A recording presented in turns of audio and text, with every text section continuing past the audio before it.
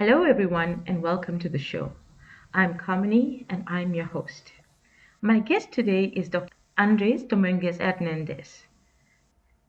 Andres is an ethics fellow at the Alan Turing Institute and an interdisciplinary scholar working at the intersection of responsible innovation, critical data studies, and science and technology studies. His work focuses on questions of power, justice, and ethics in AI and data driven innovation. Welcome, Andres. Thank you very much, Kamini. A pleasure. Andres, you recently attended UNESCO's Global Forum on Ethics of AI in Bangkok, where you presented on systemic and cross border governance challenges of AI. When we talk about who holds the power in AI today, what does that landscape look like from your perspective as someone working on AI ethics at a global level? Yeah, so for context, the UNESCO forum that I attended is flagship event of the organization. It's an annual event on the ethics of AI, and it's a very interesting space because it's a space where UNESCO convenes people from government, academia, regulators, civil society organizations from around the world. And so they come together, they share knowledge, good practices around the ethical concerns arising around AI and how can we tame AI technologies, how can we regulate, how can we learn from each other. So it's a very interesting event. I thought it was a very productive event as well. And so, yeah, I spoke there, as you say, about the systemic issues of the AI industry today. So when I talk about systemic issues, I mainly refer to power concentration in the industry, the fact that there is a handful of very powerful and well-funded technology companies that are leading the discourse and are leading innovation worldwide. And so this is part of the work that I do with my colleagues at the Alan Turing Institute. We work on questions of ethics, accountability, responsible innovation. And so in particular, when we think about systemic issues, we can talk about this more, but it's mainly about, how can we address issues of infrastructural dependence, for example, the fact that there's concentration of talent, concentration of resources, and that leading also to a very extractive and very centralized industry. And it's important to talk about this at the international level, at these kind of events and, events that are convened by organizations like UNESCO, the UN, because it's at these places where we need to be asking these big open questions. How can we work towards creating more just AI ecosystems, addressing human rights issues, inequalities, etc. Before we dive into the power dynamics, can you help our listeners understand what drew you to this work? You describe yourself as working towards more just AI futures. What does that mean to you? And why is the question of power so central to achieving that justice? You just spoke about extractive industry, moving away from infrastructural independence. So, what does more just futures mean in this context? So more just futures. I think that's a way of thinking about um, reframing things, reimagining things, reimagining alternatives, and crafting alternatives to what we have today. Um, and so the way I kind of arrive at this, so the work that I do now is comes from a critical perspective from social science and humanities. So I did uh, my PhD in science and technology studies, which is about looking into the making of technological innovation. So exploring how technology is made and theorizing about innovation and technological change. So that's what I've been doing in the last year. But I was actually trained as an engineer, and I worked as an engineer for many years in the telecommunications industry. So very much into the building and maintenance of telecommunications infrastructure, and I've also been spent some time working in the government back home in my country, Ecuador, where I had the opportunity to lead on innovation policy and science and technology policy. And so there's always been that common thread in my career and in my research interests around innovation, and how can we think about innovation in a peripheral country like Ecuador, and in peripheral countries like in the global south, for example. So that core question has been a long-standing thread for my research, and that's what I think of when I talk about more just future. So thinking about more plural ways to imagine innovation, as opposed to the visions that we get from powerful tech executives and big tech companies. How can we imagine other alternatives that are more just, more equitable, more sustainable, and how can we um, come to realize them? How can we build those just futures? So that's kind of the idea behind it, and the motivation and my perspective around this, and how I arrive at these questions. So is Ecuador part of the global south? Yeah, of course, Ecuador is a country in Okay, South so we're America. together in the global south, South Africa as well. And I see these questions coming up more and more, the issues of this inequitable distribution of power between the global south and the north, who are writing the playbook and shaping our destiny in the global south, and how we can balance that out. And I had a discussion a couple of weeks ago with somebody from Thailand, and he was explaining about this concept of indigenous knowledge systems and value systems. And I think sometimes we forget how much we can bring to the table in terms of our indigenous knowledge, like concepts like Ubuntu, that is African. But before we get into that, let's start with the current landscape. When you map out who actually holds power in AI today, we're obviously talking about big names like OpenAI, Google, Microsoft, but what does that power concentration really look like? Who else is in this ecosystem, and what kinds of power are we talking about? Yeah, I mean, that's I would say the one of the biggest challenges in the AI industry today, power concentration. And, there are a few companies controlling the main platforms of communication, of information distribution globally, concentrating talent, concentrating R&D capacity, concentrating infrastructure. And these are huge corporations, and they are becoming bigger and bigger. They are vertically integrated. They are, um, major conglomerates that are operating in different markets.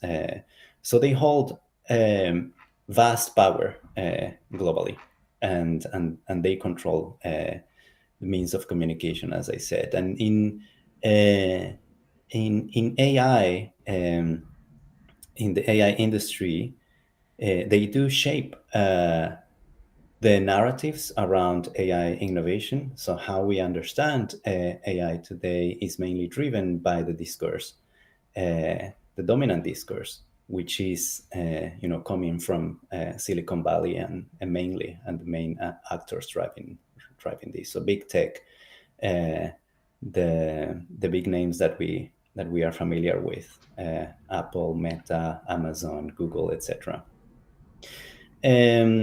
So there's power plays a huge role, and I think you asked me about what other companies are there, and there's some interesting new actors also coming into play into this ecosystem, that are shaping it quite strongly. So, for instance, Palantir is an interesting company to look into, because they are playing a major role now in shaping, and intervening and into infrastructures, into key infrastructures in society. So, for instance, in the UK, Palantir was awarded a big contract to centralize the medical records of the UK national health system, the NHS.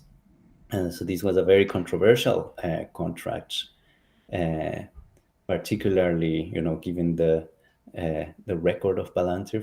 For those listeners who know about Palantir, is mainly a defense company, and it has been actively involved in the genocide in Gaza, so where healthcare infrastructure has been decimated.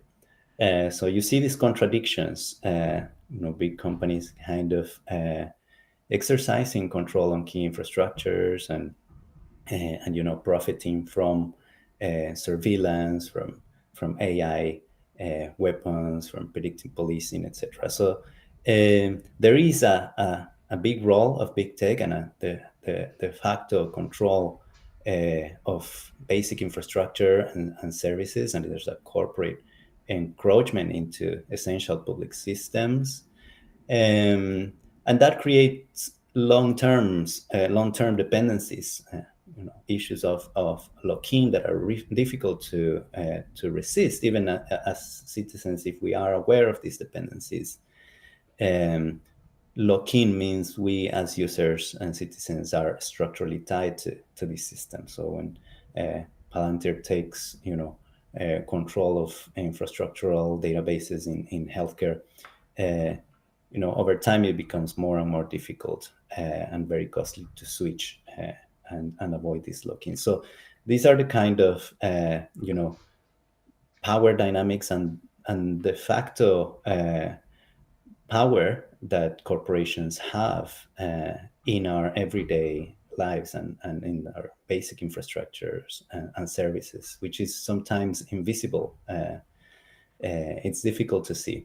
So I always go back to infrastructure control as a form of power and as a form of governance as well. Andres, I spoke to Jasmine Eburn, the Chief of Foresight and Policy at UNICEF last week, and she expressed concerns about this power concentration, but in this relating to the space of children and education. So she was explaining to me that some tech companies need to be told that using children's images without their permission of caregivers, etc., is exploitative, and this is being done mainly in the global south. So, are we talking about power concentration in terms of big tech companies, or are we talking about users as well who are exploiting the environment that they go in? Because at the moment there is no globally enforceable, cohesive policy when it comes to ethical use of tech. We can say, well, this is what the United Nations says, this is what China says, this is what the EU Act is, but there is no cohesive policy. But it frustrates me because I can imagine them going into an environment where it's low on resources, low on digital or AI literacy, and then what happens? These companies come in and say, but we're going to provide this for you. And they don't know any better, but at the same time, you are harvesting data. What do you think about that? Yeah, I totally agree. I mean, we are seeing very the rise of very globally embedded large scale platforms and infrastructures. So technologies that are exported everywhere in the world outside Silicon Valley, and many of the applications of AI, especially the more risky ones, are being tested in the global south. So the global south is used as a laboratory for highly risky technologies, and as you say, this is because there is little regulation, and there's a deficit in regulation generally in the global south. There's lack of capacity, even if there are regulations to enforce those regulations. You rightly point to lack of literacy as well, AI literacy, and AI critical literacy as well. So understanding about the risks and the potential safety concerns of many of these technologies, which are targeted at vulnerable people like children, is a good example. So it's a big problem. OpenAI has been deploying they have a subsidiary company or a side project called World, which is what they want to do is to collect biometric information of everyone around the world. And the idea is that this information would be used to tell if you are engaging with a human as opposed to an AI. So, and they have been rolling out this massive data collection project mainly in the global south, in countries in Latin America, where people are incentivized to go into a building or a stand in a shopping mall to scan their retina, their iris, in exchange for cryptocurrency. And this has been rolled out massively in countries in the global south because of the lack of regulation, oversight, lack of data protection mechanisms to enforce that. You could never imagine that rolling out in Europe because of the strong data protection regulations. They have announced that they are rolling that out now in the UK. It will be interesting to see how that goes, because there's a big push towards national ID systems now in the UK. But there are countless examples of these kinds of risky applications and abusing the regulatory deficit in countries in the global south to experiment and to roll out these technologies and see how that goes. And once the business model or the technology is mature, then we can see if we introduce them in other markets. So it is, the modus operandi, unfortunately, of big tech and highly risky technologies. Andres, you've made me very, very cross. How is this possible? One thing I always remember is if we do not learn from our past, we are destined to repeat the mistakes of the past.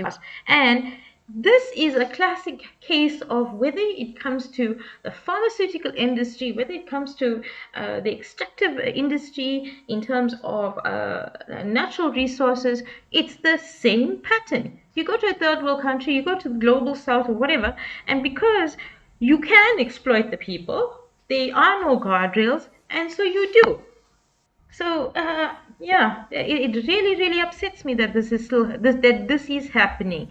And as you said, it also comes down to education, but also when you are looking at a multinational that comes in and you have people who are impoverished and they say, well, here's cryptocurrency, go do your thing.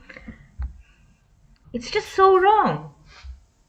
So Yeah, absolutely. Yeah, I mean, you can see the patterns, the historical patterns of colonial extraction of resources being replicated uh, in the way um, Silicon Valley operates and these big tech companies operate.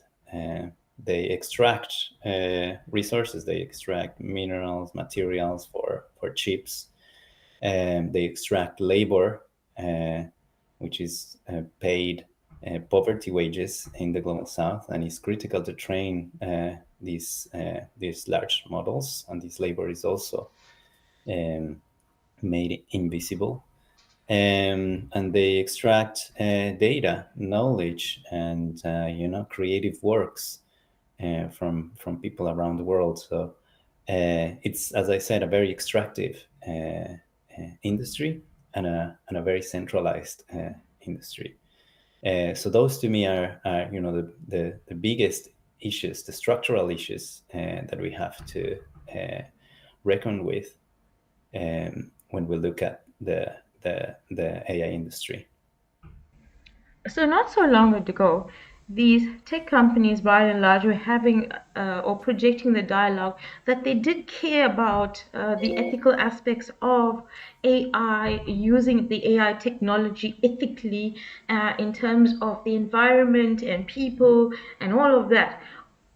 Why has that conversation changed? Why have they stopped with the pretense? I don't want to say pretense because it sounds like a nasty word. Okay, I'm going to say pretense. Okay, why have they stopped that conversation? Yeah, that's interesting. I guess you can see uh, a change in discourse since Trump was elected, right? Maybe that's what you're referring to, um, because yeah, when that happened, uh, companies like Meta were completely, on board with Trump being elected, and shifting their positions on certain things, particularly um, free speech, for example, where Meta uh, got rid of their moderation efforts and backtracked um, their content moderation in favor of free speech. So that means harmful content, hateful content, misinformation um, is not moderated in the same way it was before. So there is definitely a change in the discourse. I think there's also been uh, some kind of change of attitudes and discourse uh, from Google, I think, who dropped their long-standing motto, uh, "Don't do evil," um, from their corporate image. So there's certainly been some turn and alignment with authoritarian images and governments around the world, mainly driven by Trump. But I think in general, even before and even when companies talk about responsibility and ethics and safety, these remain um, either they are destructive. So I think there's a type of discourse, or a side of the discourse that is destructive of issues of concrete harms, uh, caused by technologies. And this is the discourse that looks into AI potentially taking over the world, becoming a conscious entity, and causing existential risks to humanity. So that's one wing of arguments around safety and around what regulators should focus on. And the other front is by looking into safety, into this framing of safety. So a lot of the conversation internationally and in global summits and fora has been centered around making systems safe, and more recently with a focus on security rather than safety.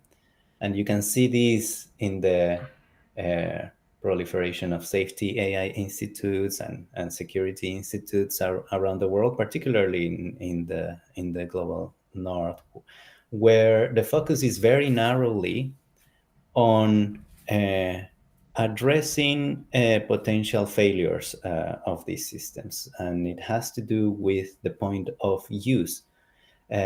So when these technologies are already deployed in society and may cause, issues of, bias, discrimination, failures, they might hallucinate, etc. So this is what, in my research, I refer to downstream concerns. So concerns that emerge at the point of use or at the interface with users, or where systems are already in use or about to be released. And the idea of the safety institutes, for example, is to try to identify potential risks of safety and security before models are released, and focus governance interventions around that. So none of these speak to the issues that we've been talking about, which are the systemic issues. So how the industry is organized, the fact that these technologies are extractive, the fact that they are highly centralized, the fact that they are exploitative, the fact that they have human rights implications along the supply chain of these technologies. And these are issues that are upstream development and the development of these technologies. So they have to do with infrastructure, they have to do with their design, they have to do with their supply chain. So they are mostly hidden in the international discourse around governance, which is mostly focused on safety, and is mostly focused on use and misuse, as they call it, and on the other hand, on existential risks. So there's definitely a disconnect and an urgent need to look into the what I call the systemic challenges of AI. Can you just go through that again quickly for me? And you talked about your systemic risks and you talk about your downstream concerns. So those are two different streams, right? So your systemic risk is in terms of infrastructure, who controls what, and your downstream concerns are those concerns limited to the user and the interface. Is that correct? Yeah, that's correct. Okay, Yeah. great. So I want to get back to your point about existential threats. And one of the things that I'm really interested in is how polarization is caused by disinformation, misinformation, algorithmic targeting, and the destructive effects of echo chambers in strangling healthy debate, because democracy is the best form of governance that we have, in my opinion. So I'm particularly interested in your perspective on whether AI concentration poses an existential threat to democratic societies. And I'm obviously talking about the US, and we see the fragmentation that's happening there, and it's really, really concerning. Yeah, I shared those concerns with you. I would say the implications for democracy of this high concentration of corporate power are huge. As we were discussing earlier, these large corporations control the information flows around the world. They've been aligning with authoritarian governments. They've been supporting these policies of free speech as a way to avoiding uh, moderating or controlling misinformation, hate speech, toxic content, and this leads to polarization, as you say. Echo chambers, people only exposed to their same point of view online, etc. And these companies also spend a lot of money on lobbying against regulation. So in a way that favors extractive models and business models, in a way that favors the stealing of creative works for training AI models, for instance, and profiting from that in a way that there's sometimes symbiotic relationship between governments and big tech to allow governments to conduct a mass surveillance, for instance, and companies themselves do mass surveillance because it's part of the business model, this business model of attention. So gathering as much uh, uh, time and exposing people, or maximizing the engagement on platforms of people, and that's done through mechanisms of surveillance. So it's this surveillance economy. Um, and so you have a big influence of technology companies in many countries around the world, and sometimes there is no democratic accountability around this. So I would definitely agree that that this is a big problem for democratic institutions around the world, and particularly in the global south. And it's particularly for countries that are small countries. So many of these companies have valuations which are higher than the Mhm. GDP of many countries around the world. So that means even if countries have regulations around data protection, for example, about anti-competitive practices, the fact that they are small means they don't have bargaining power to hold these companies to account, because companies could simply say we are then not serving this country or this population. Um, and I think a nice illustration of this is what happened, I think, last year with Elon Musk threatening um, uh, to take Twitter or X out of the Brazilian market, because a judge was demanding that the company complies with moderating disinformation and hate speech, um, and Musk didn't want to do that. So it was a public feud between Musk and a judge from Brazil. But ultimately, so Twitter was banned for a while from Brazil, but ultimately they lifted the ban, because then Musk decided to comply and with the regulations and with the outcome of this court in Brazil. But they did that because Brazil is a big country, but a small country is not able to do this. So you can see why this massive concentration of power and the size of these organizations is a threat to democracies around the world, particularly small countries. So that's why there's an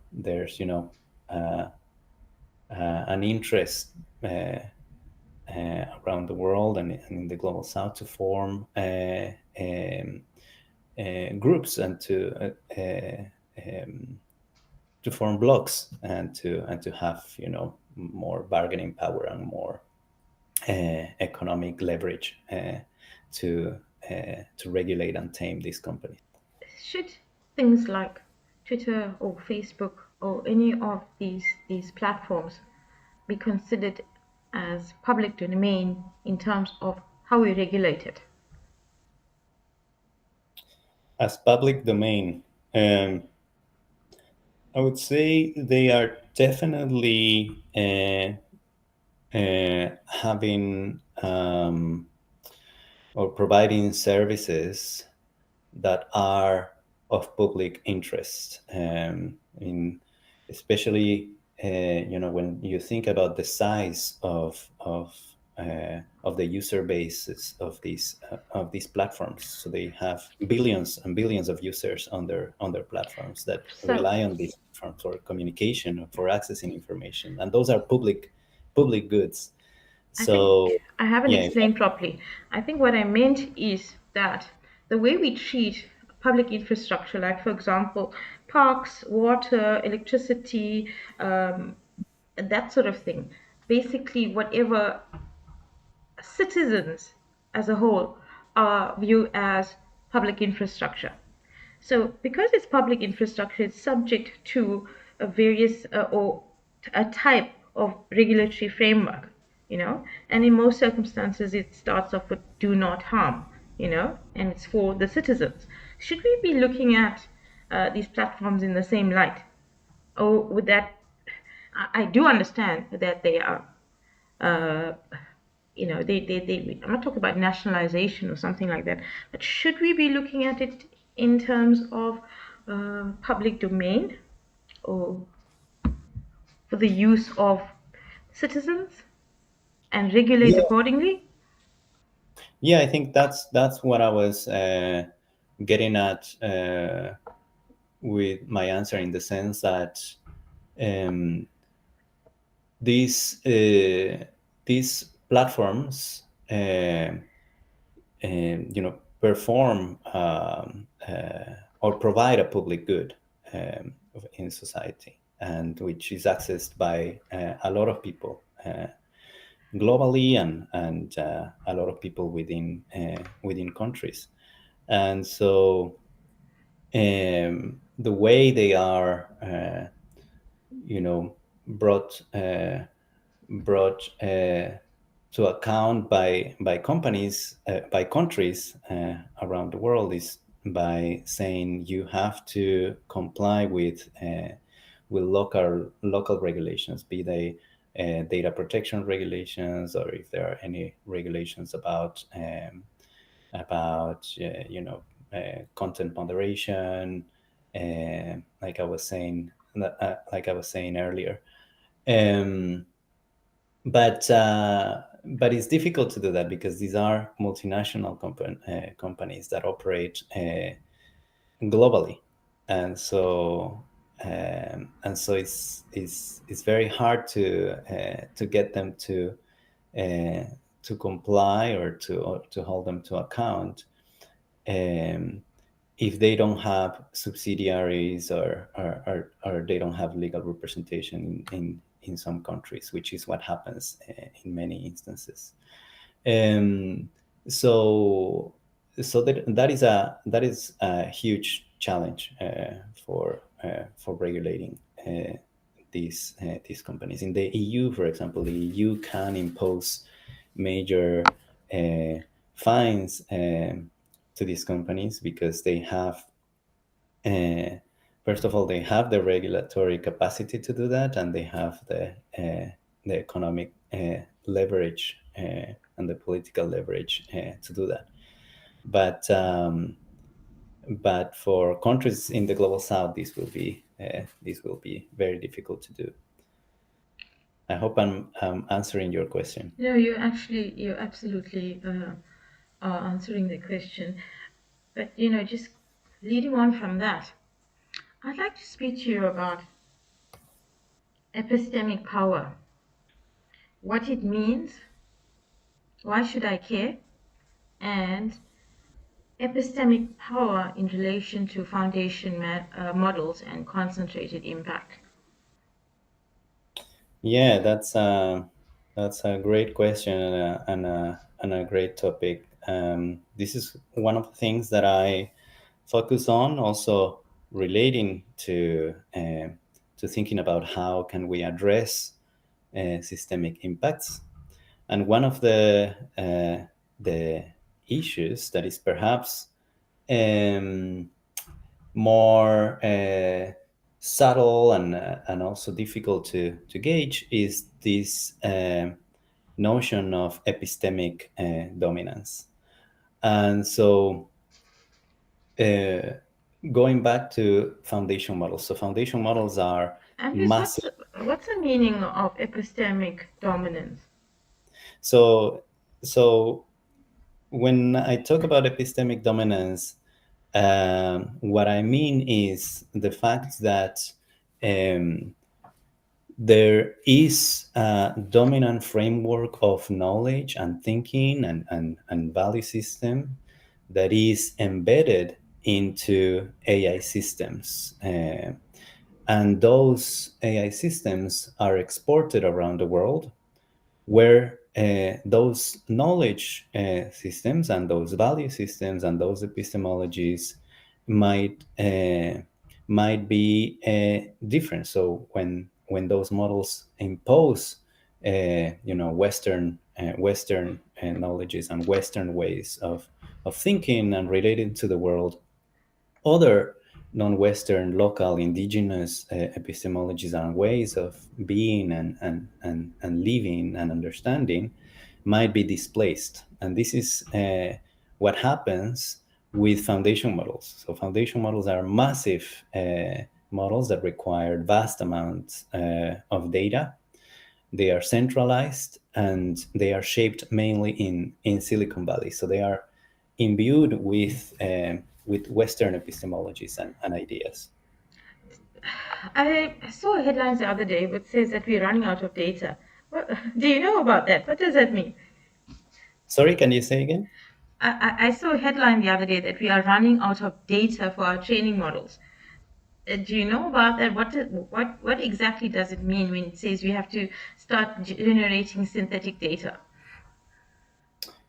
Well, yeah, I assume they are pointing to the fact that these models are very data hungry, and so they when they scrape all of the data that is available in the internet, what else can you use to train these models and progress? Because their idea of innovation progress or progress in innovating these models um, hinges on the availability of data. So yes, indeed, uh, there is now a push or efforts put into creating synthetic data. So using AI as a way to either fill gaps where there might not be available data for something, or create new data from scratch. So an example of this is, say you want to create a model for a language, say an indigenous language where there is not enough data out there in the internet. There's not enough text, there's not enough audio in that language.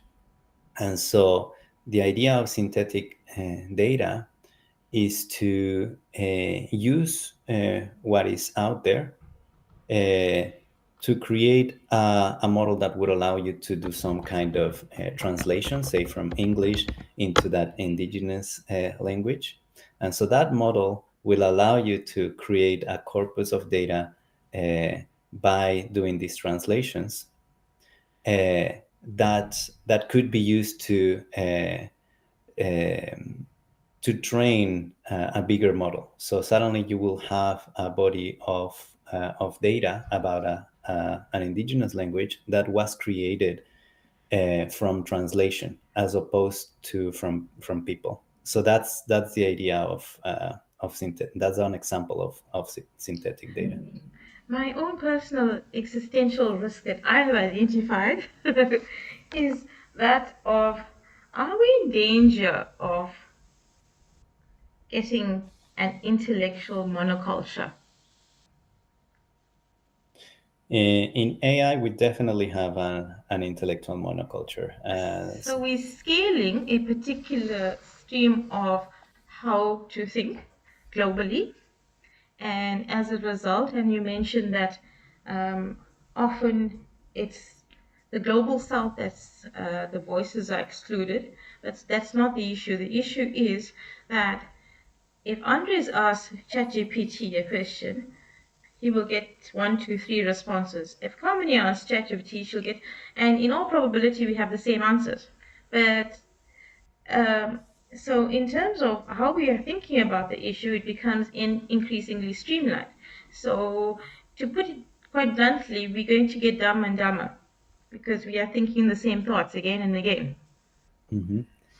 Yeah, absolutely. There's a concept that they use at coined by machine learning researchers at Stanford, which is this concept of homogenization, Mm. which relates to foundation models. So uh, it's a phenomenon that emerges uh, from the way foundation models are built, and the idea is that foundation models um, are embody a consolidation of techniques uh, for doing artificial intelligence that that requires these models to have access to vast amount of data. And so what happens is that um, the same biases and the same errors and the same inaccuracies trickle down into all different systems that are powered by these foundation models. And so this is what they call homogenization. And when I think of homogenization, I think about it more broadly as an effect of this market consolidation of the industry, and the fact that you have, as you say, streamlined outputs um, for the same models. And so this is going back to epistemic dominance. So when we ask these models, when we use a prompt to ask ChatGPT or models uh, from Silicon Valley, be it from Anthropic or from other AI labs, and we will tend to receive very similar answers, and that is because they are trained on essentially the same data and using the same frameworks and the same techniques.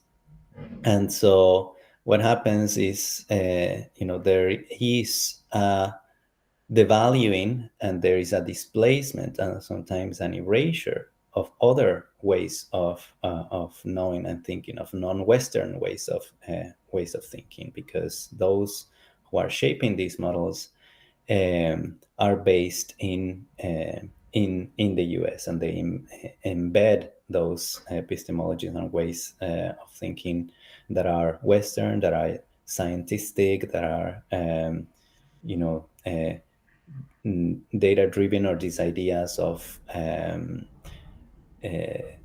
AI being a solution for problems. Those ideas are embedded, and those values are embedded into this system. So other ways of thinking are displaced or dislocated, and so that's a way of thinking about epistemic dominance and epistemic injustice as a result of these large models.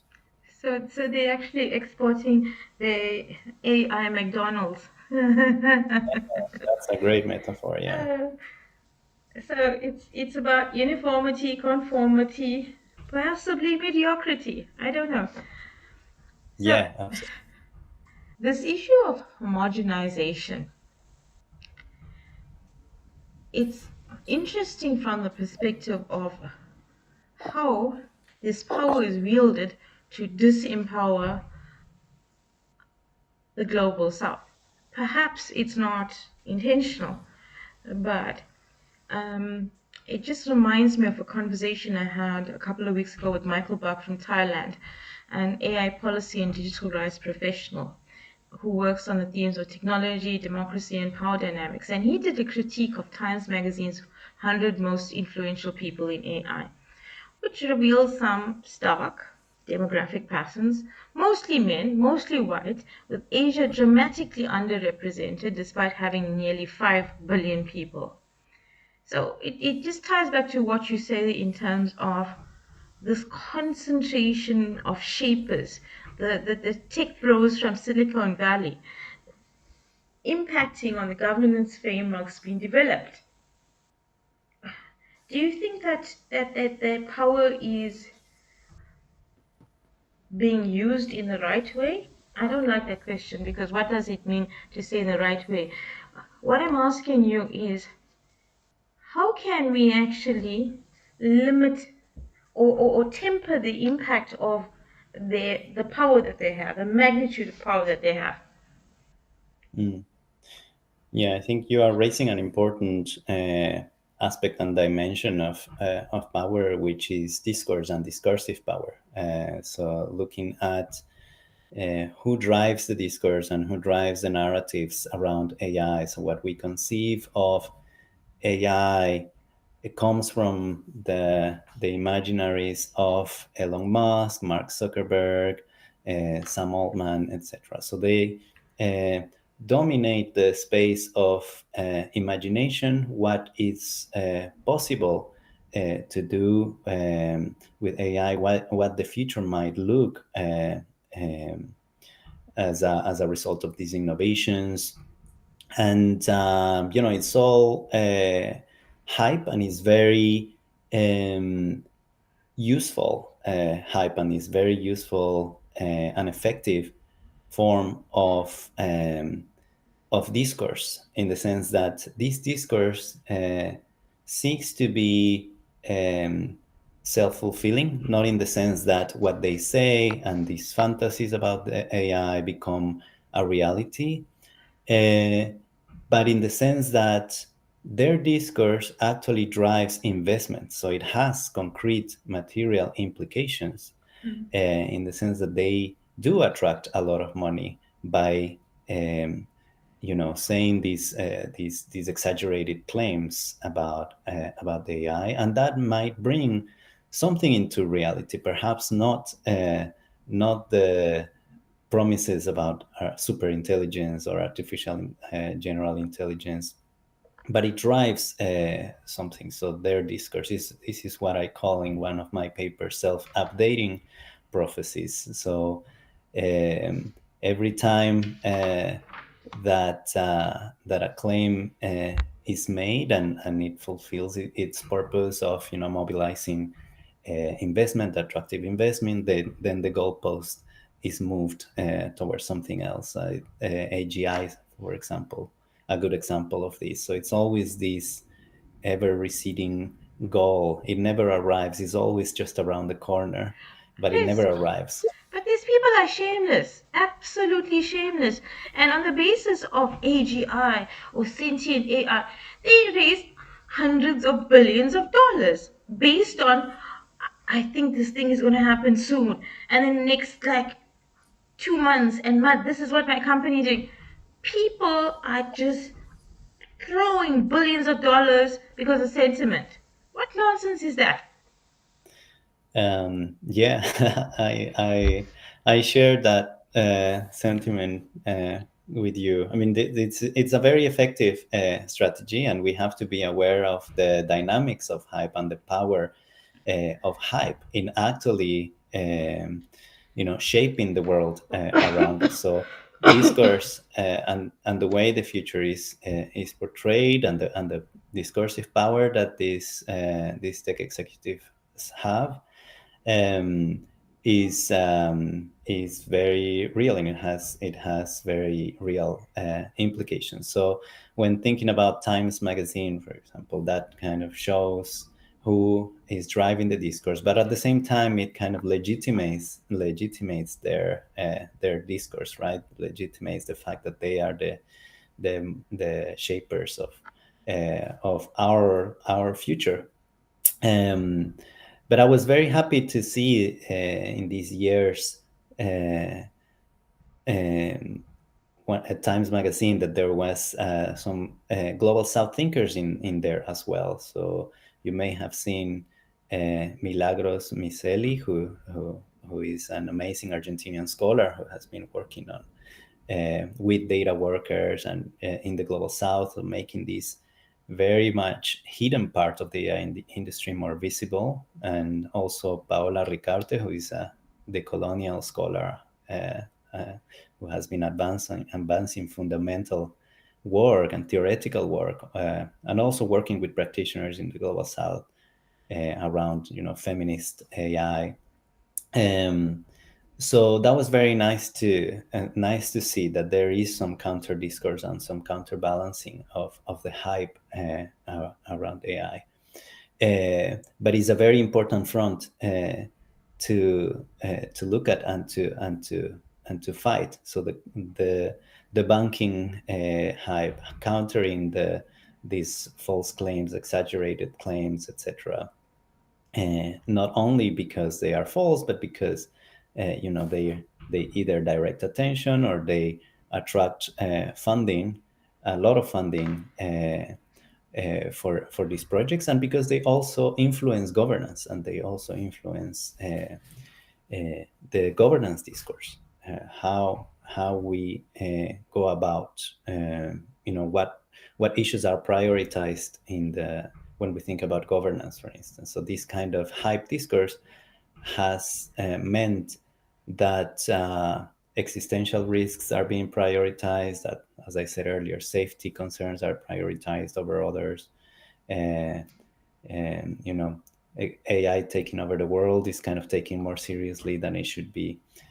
So those kinds of things we have to be um, very mindful of and also confront directly. I see from the EU AI Act, it's great that we have it, but I also see the conversation moving away from ethics in AI to compliance. Do you think that's a fair assessment? Yeah, it would be interesting to see where it goes when the AI Act comes into force. I think there's been so much change and so much iterating on the AI Act that is really difficult to follow how it has changed over time.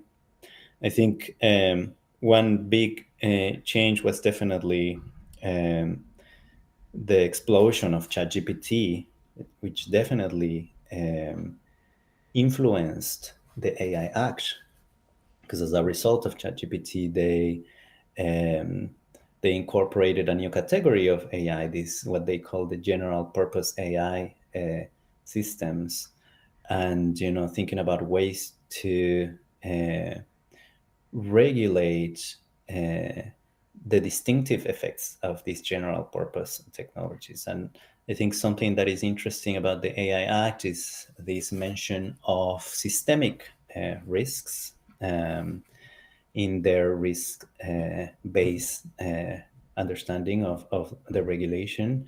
Systemic risks in the language of the AI Act is perhaps a little bit different to the way I conceive of systemic challenges that I've been talking about earlier, concentration of power, etc.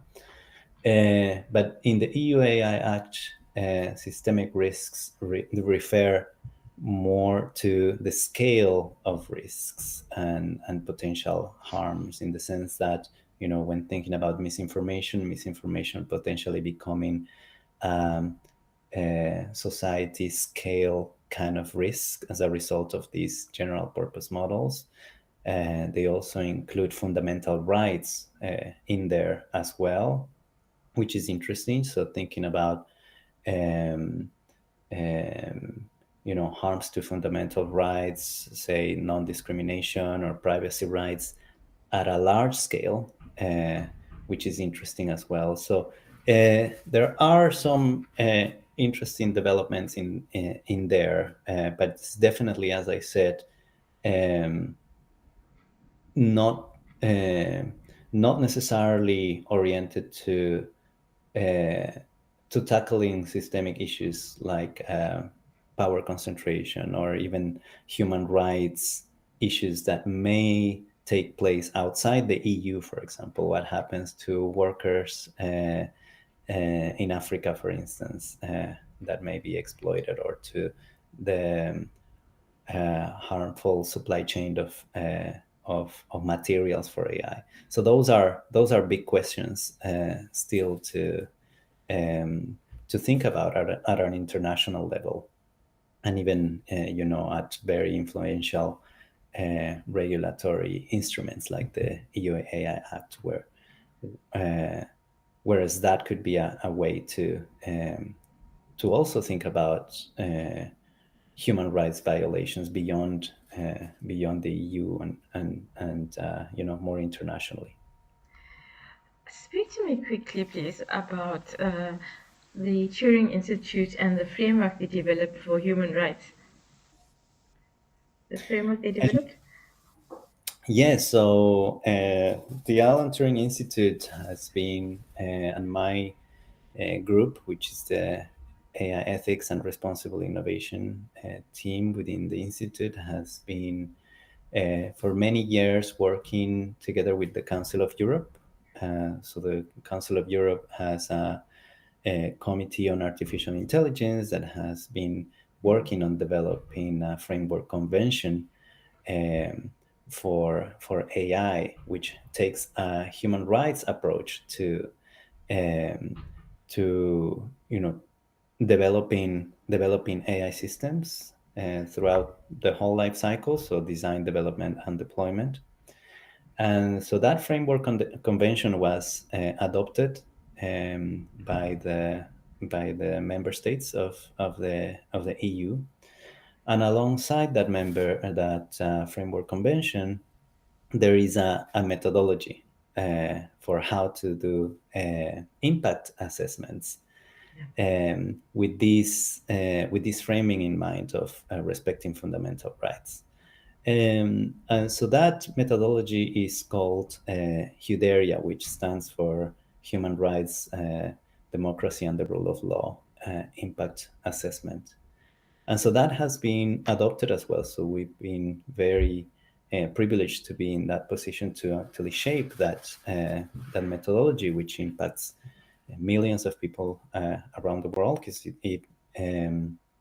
these kind of international conventions, even though is spearheaded by Council of Europe, has also an influence beyond Europe. So it's quite an impactful contribution. So there's going to be an exciting time to see how this is adopted, and this methodology is being shaped and taken on by governments around the world, which is at the early stages of that process now. The first thing I saw was HUDERIA, and that's why I read a bit about it, and I thought, oh, what a cool name. The second thing that I was very happy to see was the inclusion of human rights and the ability to actually audit in terms of a human rights framework. So what was the thinking behind including, we're talking about AI, why include human rights? Yeah, I think it's critical. As I was saying earlier, there are human rights offers a good framework to think about harms. Because it's you have universal declarations of human rights and Absolutely conventions. agree with you, Andres. I absolutely agree with you. And I just, it's just so obvious to me that the basis for your ethical framework, for the ethical use of AI, is your human rights standards. Right. Yeah. So there is this. It seems like a very uncontroversial thing, right? To use human rights as a basis for regulating these Why systems. I'm asking you that? I'll tell you why I'm asking you. Because when you contrast that approach with the US approach, there's a dissonance. So that's why I'm asking you to say, what was your motivation for that? I mean, for you and I, it's obvious, but you know. Yeah. And yeah, absolutely. I mean I think it's a direct way to look into the potential harms um, to to human rights, which are universally accepted, rights. And there are existing conventions, there are existing instruments to uphold human rights. Uh, so legally, there's a whole, you know, um, uh, let's say, existing body of instruments, international law, etc., that you can build on uh, to uphold and to keep these systems to account. So the idea behind it is that you can take AI systems and look at the whole value chain of this AI system. So from their conception until their implementation and use, um, and identify potential risks to human rights and also to democracy and the rule of law, as in the particular case of this methodology. And think about you know conducting risk and impact assessment with that kind of life cycle view of AI technologies. And so that includes not only anticipating potential risks and impacts, but also thinking about uh, mechanisms of redress and mechanisms of iterating and improving those systems, so that these impacts are mitigated.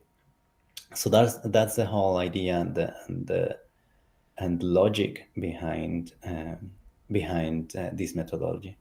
I really like that end-to-end process and basing it on the life cycle of the process, because you can't have a. I don't think that it's a good idea to say, you know what, uh, from the time the technology is deployed, for example, if you are talking about from the time the LLM is being constructed, you know, from construction to the end.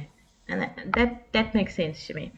So I'm just going to ask you a question about future focus and practical guidance. For researchers, policymakers, or civil society organizations who want to challenge AI power concentration, what does building effective counter power actually look like? Where should they focus their efforts? Yeah, I mean that's an excellent question. I think there are many fronts to fight. I wouldn't say there's only one front. I think there's different spaces and of strategic action to look at. Um, from the point of view of academic knowledge production, academia has a big role to play in not only advancing these critical conversations, but also bridging it to different actors in society. So not only academics, but also creating conversations and alliances with civil society. In my own work, I try to create conversations with practitioners. So how can we actually mobilize these critical perspectives on technology into technical practice, creating better and more just systems. So in my work, I actually um, try to move from critical work into more just innovation. So what I was talking about earlier about creating more just worlds is not only about critiquing and debunking, but also about world making. So about imagining and daring to imagine more ethical and just world. So that's a front. I think that's an important front because we often lose time and lose energies debunking the banking hype and critiquing and counterbalancing balancing hype, which is important. I think it's vital, but at the same time we have to spend some energy in imagining what possible futures we could create. And there's not only one future, but I'll always emphasize on this idea of plurality. And there are um, many worlds possible. And so thinking about, you were mentioning Ubuntu, there are different philosophies that we can learn from, and they're very inspiring and exciting efforts in Africa. There's the Masakane community, which is a very exciting community of natural language processing researchers who are, building AI models from an African perspective and from an ethics, relational ethics, bringing African values, focusing on African languages, etc. There's interesting, very inspiring movements, also engaging in ethical hacking or feminist hacking, using technology for advancing social justice issues.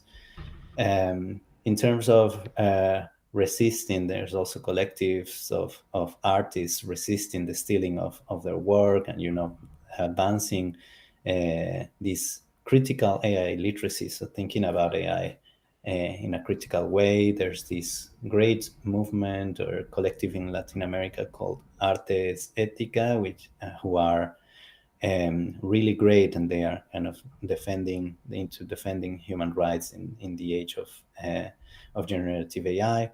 So I would say there are many different fronts, but at the same time, I think it's good to think about coalitions and think about solidarity. So how can we be strategic and work together, learn from one another? How can we create those networks, those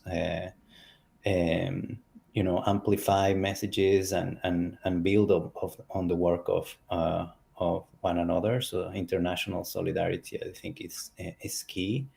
And talking about, one last aspect, I think, related to these coalitions and international solidarity is, how can we input, especially thinking about we as in the global south, input into strategic spaces of discourse and governance at the international level. So, for instance, the UN is forming a new scientific panel on AI. So, how can different coalitions of in the global south inform uh, inform these dialogues, these international dialogues, and bring up issues that are relevant to the global south. So yeah, that's just to say, there's not one point of focus, but there's a lot of opportunity for fighting in different fronts and to creating alliances and strategic coalitions. Thank you for that, Andres. So, for citizens, what can ordinary people do to engage on these issues meaningfully beyond just being concerned consumers? You've talked about community-based organizations. You talked about, creating blocks and all of that. I understand, but just as an ordinary user of the system, what can I do? Yeah, I think listening to this kind of podcast is a good way of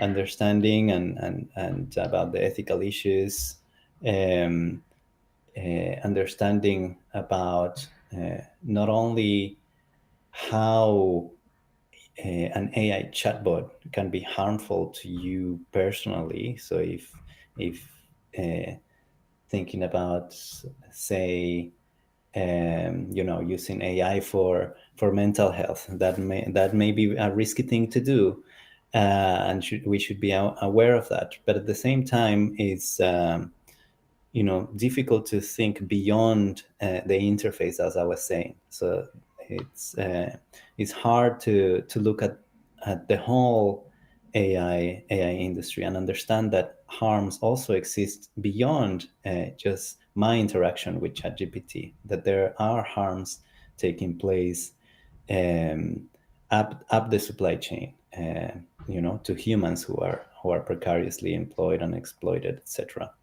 And I think that critical understanding is key to be more conscious about our uses of these technologies and the impacts that they have beyond just our everyday usage. So I think there's a big challenge, because we have to counteract the hype with these very difficult conversations and this kind of understanding of the complex supply chain and the complex dependencies of the industry.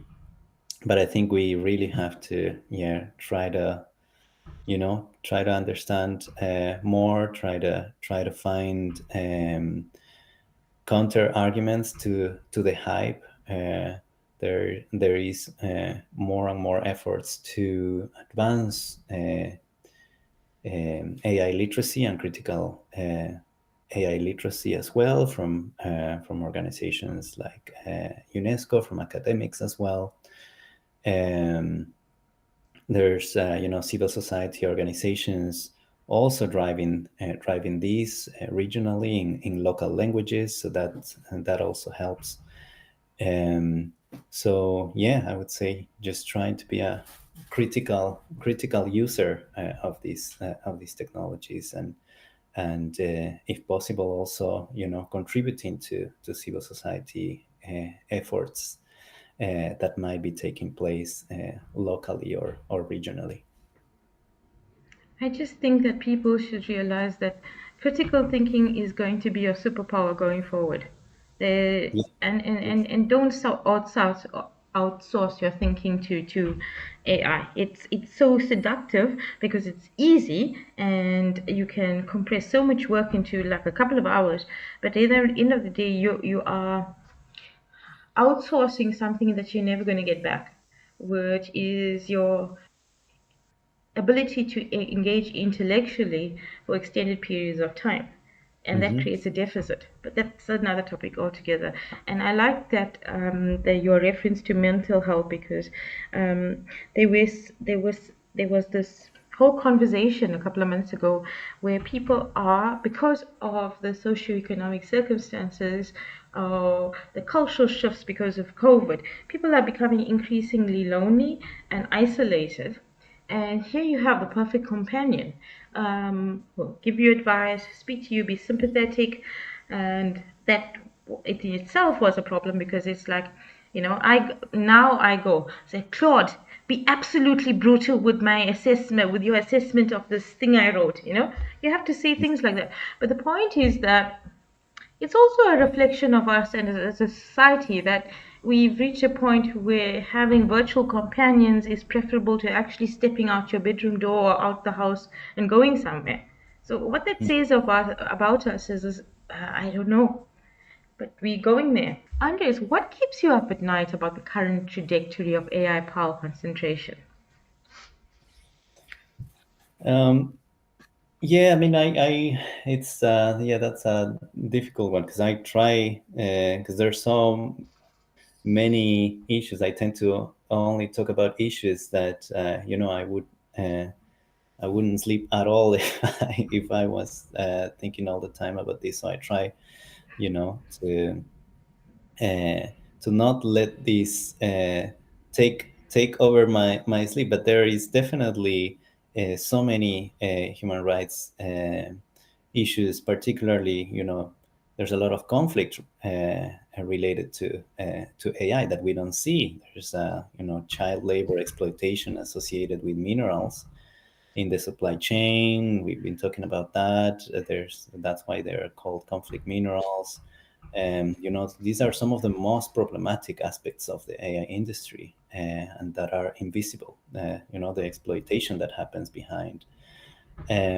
So for me, that's why I think those are the most urgent ones, and but they're also the most difficult to tackle because they're structural. But we should really pay attention to those and bring more light into these issues. On the flip side, what gives you hope? What developments or trends suggest that we might be able to create more just AI futures? I love that. I love that phrase that you used, world creating. World creating. Tell me about that. Creating just futures. Yeah, I think this is perhaps a good way to also counterbalance. We've been talking a lot about harms and a lot about throwing light on the issues and resisting and fighting on different fronts. But alongside, I think there is a space for world making. I was recently I read Ruha Benjamin's book on imagination, which I really recommend. And one of the messages that stuck with me is that critiquing unjust worlds is not opposed or mutually exclusive with innovation and creativity. And so even if when we're talking about abolition, we need to talk about creating things. So in parallel and in tandem with fighting injustice, and we really have to allow ourselves to imagine and engage in world making, so in creating these alternative worlds that we want to live in. So I think those are the things that bring me hope, and I draw a lot of inspiration from I was mentioning some examples of movements around the world, activism. There's a lot of creative energy and dispositions from engineers, technologists, data scientists, computer scientists in the global south. And there was a recent collection on Nature about AI models in the global south, and they called it a quiet revolution taking place, particularly in Africa, um, where there are fantastic innovations taking place. In South Africa itself, you have Lelapa AI, which is this AI lab making small language models, so really innovating under constrained circumstances. Creating models for indigenous languages or low resource languages in Africa, and those are amazing examples of really impressive innovations with AI. So that's just to say, when we critique technology, it's not the technology itself that we are critiquing, but the way it is organized and the way it is, you know, uh, extracting value and create it to favor a handful of companies around the world. Um, because we can think about innovation, we can reappropriate and harness innovation in different ways and for different from different purposes, as these examples that I mentioned show. So there's plenty if we look very well, because it's hard to look for these things in the among the fog of hype. But if you look, there are plenty of examples of innovators and technologies advancing alternative ways of doing AI with values of justice and with um, clear political goals in mind, as opposed to this framing of techno-solutionism. Something I wanted to talk to you about, but we ran out of time, was techno-solutionism. But we can discuss that in our next interview. Um, Thank you for that, Andres. Where can people find your work and follow your research? And you can find, if you're interested in research and in academic papers, you can find my research on Google Scholar, or otherwise you can find me on LinkedIn, and you can look at also my profile at the Alan Turing Institute. But LinkedIn is probably the social media platform I use these days for updates. And yeah, happy to be for anyone to reach out through that medium. Thank you for your time and insights, Andres. This has been a fascinating conversation about one of the most critical questions of our time, not just how AI works, but who gets to control it and for whose benefit. My pleasure, Kamini. Very nice to speak with you.